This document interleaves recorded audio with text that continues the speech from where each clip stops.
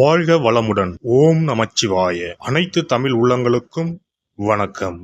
நாம் இந்த பதிவில் பெயர்ச்சியாகும் சுக்கிர பகவானால் உங்கள் வாழ்வில் ஏற்படக்கூடிய சுப மற்றும் அசுப பலன்கள் என்ன என்பதனையும், அசுப பலன் ஏற்படுமாயின் ராசிக்காரர்கள் செய்ய வேண்டிய பரிகாரம் என்ன, வழிபட வேண்டிய தெய்வம் யார், வழிபடும் முறை என்ன என்பதனை பற்றியும் விரிவாக காண்போம். நடக்கப் போகும் இந்த பெயர்ச்சியால் உங்கள் வாழ்வில் வளமும் நலமும் செல்வ செழிப்பும் பெற்று வாழ்வின் உயரிய நிலையை அடைய எல்லாம் வல்ல எம்பெருமானை வேண்டி விரும்பி கேட்டுக்கொள்கிறேன். சுக்கிர பகவான் செல்வம், மகிழ்ச்சி மற்றும் புகழை அள்ளித் தருபவர். மற்ற கிரகங்களைப் போலவே சுக்கிரனும் தனது ராசியை மாற்றுவார். சுக்கிரன் என்றால் இன்பம். மனித வாழ்க்கையில் அன்பு, பாசம், காதல் ஆகிய 3 இன்பங்களை அளிக்கக்கூடியவர் சுக்கிர பகவான். சுக்கிரன் சுகபோகங்களின் அதிபதி. சுக்கிர பகவான் மனைவி யோகம் தருபவர். ஆணுக்கு மனைவியை பற்றியும் பெண்ணுக்கு மன வாழ்க்கையை பற்றியும் சொல்லுகின்றவர். ஆகையால் சுக்கிர பகவான் நமது ஜாதக கட்டத்தில் நல்ல யோக அம்சத்துடன் இருப்பது அவசியம். இவருடைய தசா காலமான 20 வருடங்களில் மிகப்பெரிய ராஜயோக பலன்கள் உண்டாகும். இந்த சுக்கிர பெயர்ச்சியால் யாருக்கெல்லாம் சுக்கிர திசை அடிக்கப் போகிறது என்று பார்க்கலாம். வருகிற ஆகஸ்ட் மாதம் 26ஆம் தேதி சுக்கிர பகவான் பெயர்ச்சி அடையப் போகிறார். அடுத்த மாதம் செப்டம்பர் 20ஆம் தேதி வரை 26 நாட்கள் இந்த பயணம் தொடரும். இந்த சுக்கிர பெயர்ச்சியானது ஒரு சில ராசிக்காரர்களின் வாழ்வை புரட்டி போட போகிறது. துரோகத்தால் பிரிந்த கணவன் மனைவி, சகோதர சகோதரிகள் உறவு ஒன்று சேரப்போகிறது. நட்பு என்னும் நஞ்சால் உங்கள் உறவை பிரித்த துரோகியை இனம் கண்டு உண்மையான உறவு யார் என்பதனை அறிந்து கொள்வீர்கள். நஷ்டம் மட்டுமே பார்த்த வியாபாரிகள் திடீர் லாபத்தை அடைய உள்ளீர்கள். திடீர் லாட்டரி அடித்தது போல் லாபம் இரட்டிப்பாகும். சனி பார்வையினால் ஏற்படும் காம சிந்தனைகள் இந்த சுக்கிர பெயர்ச்சியால் சரியாகும். தகாத பெண் உறவை தவிர்த்து ஆன்மீக பயணத்தை தொடர்வீர்கள். சதி எதுவாக இருந்தாலும் அதை முறியடிப்பது சிவனின் விதியாகும். சிவனின் துணை இருந்தால் எதிரில் யமனே வந்தாலும் சமாளித்து வெற்றியடையலாம். இனி உங்கள் ராசிக்கான பலன்கள் என்ன என்பதனையும் அதற்கான பரிகாரம் என்ன என்பதனையும் காண்போம். கடக ராசி அன்பர்களே, இந்த பெயர்ச்சி காலகட்டத்தில் உங்களுக்கு அனுகூலமான மாற்றங்கள் நடக்க உள்ளது. நீங்கள் வாழ்வில் ஒரு திருப்பு முனையை காணப்போகிறீர்கள். இதுநாள் வரை சந்தித்து வந்த இழப்புகளில் இருந்து மீண்டு வரப்போகிறீர்கள். தடைகளை தகர்த்தெறிய போகிறீர்கள். போராட்டங்கள் மற்றும் எதிர்பாராத இழப்புகளுக்கு ஒரு முடிவை எதிர்பார்க்கலாம். இந்த காலகட்டத்தில் நீங்கள் மிகவும் வசதியாக உணரலாம் மற்றும் ஆன்மீகத்தில் ஈடுபாடு கொள்ளலாம். கடின உழைப்பு மற்றும் அர்ப்பணிப்பு உணர்வின் மூலம் நீங்கள் வெற்றி பெறுவீர்கள்.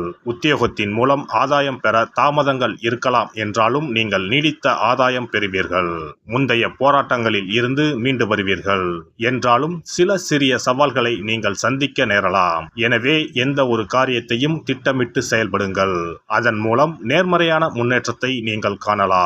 உங்களின் அன்றாட பணிகள் மற்றும் பொறுப்புகளை நீங்கள் சரிவர நிறைவேற்றுங்கள். உங்கள் பலவீனங்களை அறிந்து நடந்து கொள்வதன் மூலம் உங்கள் இலக்குகளை எளிதில் அடையலாம். உங்கள் துணையின் கருத்துக்கு நீங்கள் முக்கியத்துவம் அளிக்க வேண்டும். அதன் மூலம் பரஸ்பர புரிந்துணர்வு அதிகரிக்கும். இது கருத்து வேறுபாடுகளை களைய உதவும். ஒளிவு மறைவின்றி கருத்துக்களை பரிமாறிக்கொள்வதன் மூலம் உறவில் பிணைப்பு மேம்படும். உங்களின் காதலுக்கு பிறரின் ஆதரவு இருக்கும்.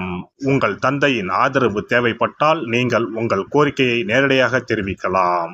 உறவில் பொறுமை மற்றும் புரிதல் அவசியம். இளம் வயதினர் மனதில் புதிய காதல் மலரும். கணவன் மனைவி உறவில் ஒளிவு மறைவற்ற தன்மை அவசியம். இது புரிந்துணர்வை வளர்க்கும். உங்கள் வாழ்க்கை துணையின் கருத்துக்களை நீங்கள் கவனமுடன் கேட்க வேண்டும். அவர்களின் கண்ணோட்டத்தில் விஷயங்களை புரிந்து கொள்ள முயற்சி செய்ய வேண்டும். மேலும் அவருடன் உங்கள் தரமான நேரத்தை ஒதுக்கி செலவழிக்க வேண்டும். இது உங்கள் உறவுக்கு அதிக மதிப்பை சேர்க்கும். நிதிநிலையை பொறுத்தவரை சீராக காணப்படும். வரவு செலவுகளை பட்ஜெட் அமைத்து செயல்படுத்தவும். பணத்தை முதலீடு செய்வதற்கு முன் ஆராய்ந்து செயல்படவும். முதலீடு சம்பந்தமான விஷயங்களில் நிபுணர்களின் ஆலோசனைகளை பெறவும். ஒரே திட்டத்தில் முதலீடு செய்யாமல் பல்வேறு திட்டங்களில் முதலீடுகளை பரப்பவும். கடன் வாங்குவதை தவிர்ப்பது நன்மை தரும்.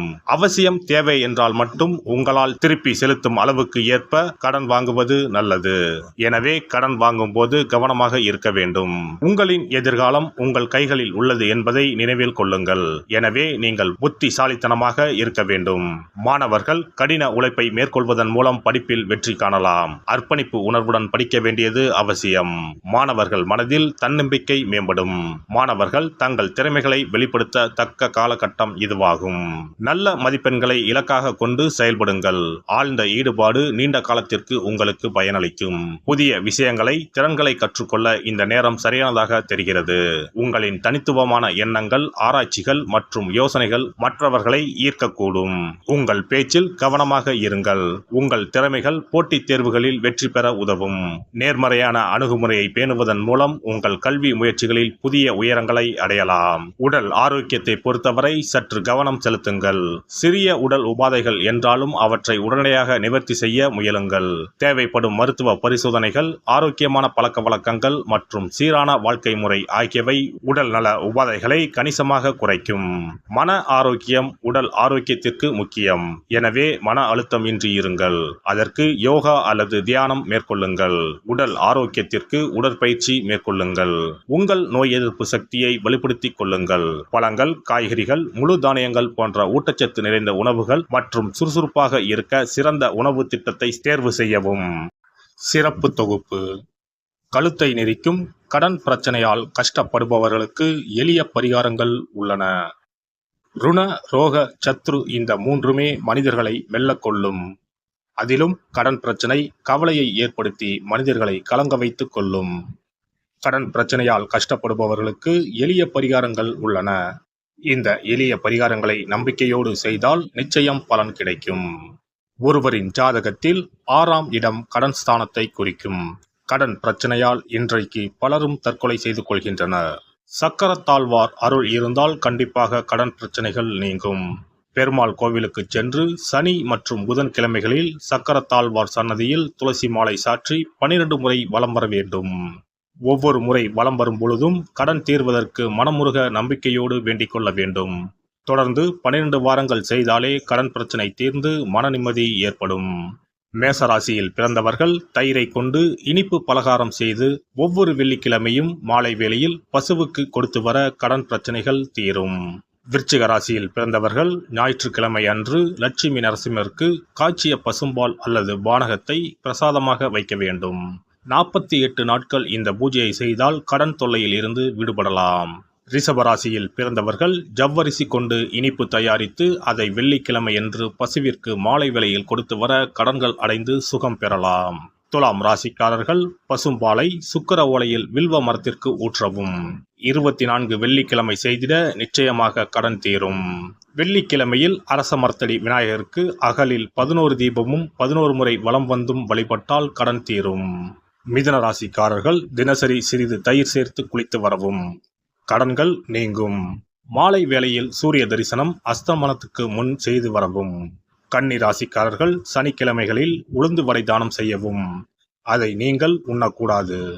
மேலும் துளசிக்கு தினசரி நீர் வார்த்து ஒரு மண் அகலில் நல்லெண்ணெய் விளக்கேற்றி வைக்க ருண நிவாரணம் பெறலாம். கடகராசிக்காரர்கள் ஒவ்வொரு ஞாயிறும் சிறிது வெள்ளக்கட்டியை ஓடும் நீரில் விழவும். கடன்கள் வெள்ளம் போல கரைந்துவிடும். சிம்ம ராசியில் பிறந்தவர்கள் ஒவ்வொரு சனிக்கிழமையும் அரச மரத்தடியில் மண் அகலில் நல்லெண்ணெய் ஊற்றி கருப்பு திரி கொண்டு 8 விளக்குகள் ஏற்றி வர கடன்கள் அழிய வழி பிறக்கும். மகர ராசிக்காரர்கள் சனிக்கிழமைகளில் எள்ளுருண்டை செய்து பலருக்கு தானமாய் கொடுத்து வர கடன் தொல்லைகள் நீங்கும். கும்பராசிக்காரர்கள் வியாழன் மாலை 6 மணிக்கு குங்குமப்பூ சேர்த்த பாதாம் கீர் செய்து மகா விஷ்ணுவுக்கு நிவேதனம் செய்து முதலில் தான் அறிந்துவிட்டு பின்பு மற்றவருக்கும் தானமாய் கொடுத்து வர கடன்கள் மலமளவென அடைபடும். தனுசு ராசிக்காரர்கள் செவ்வாய்க்கிழமைகளில் ஆலய பணிகளுக்கு செங்கல்கள் முடிந்த அளவு வாங்கி கொடுக்க கடன்கள் அடைந்து நிம்மதி பெறலாம். மீன ராசிக்காரர்கள் செவ்வாய்க்கிழமை அன்று மதியமோ இரவோ நோயாளிகளுக்கு சப்பாத்தியை தானமாக கொடுத்து வர கடன்கள் வேகமாக அடைய ஆரம்பிக்கும். குறைந்தது 9 சப்பாத்திகள் கொடுப்பது நல்லது. செவ்வாய் பகவானை மனதார நினைத்துக் கொள்வது நலம் தரும். பௌர்ணமி நாளில் குலதெய்வத்திற்கு படையலிட்டு வழிபடுவது சிறப்பு.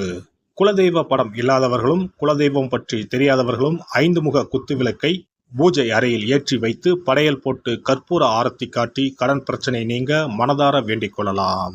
இவ்வாறாக 9 பௌர்ணமிகள் விடாமல் இந்த பரிகாரம் செய்ய கடன் தொல்லைகள் எளிதாக தீர்ந்துவிடும். கடன் தீர்வதற்கான வழிகளும் கிடைக்கும். இந்த பரிகாரத்தை அனைத்து ராசிக்காரர்களும் செய்யலாம். எல்லாம் வல்ல இறையருளால் நீங்களும் உங்கள் அன்பு குடும்பமும் உடல் நலம், நீலாயுள், நிறை செல்வம், உயர் புகழ், மெய்ஞானம் ஓங்கி வாழ்க வளமுடன். இந்த வீடியோ பதிவு உங்களுக்கு பிடித்திருந்தால் லைக் பண்ணுங்க, கமெண்ட் பண்ணுங்க, ஷேர் பண்ணுங்க, மறக்காம சப்ஸ்கிரைப் பண்ணுங்க, பக்கத்துல இருக்கிற பெல் பட்டனை கிளிக் பண்ணுங்க. நன்றி, வணக்கம். ஓம் நமச்சிவாய. சிவாய நம.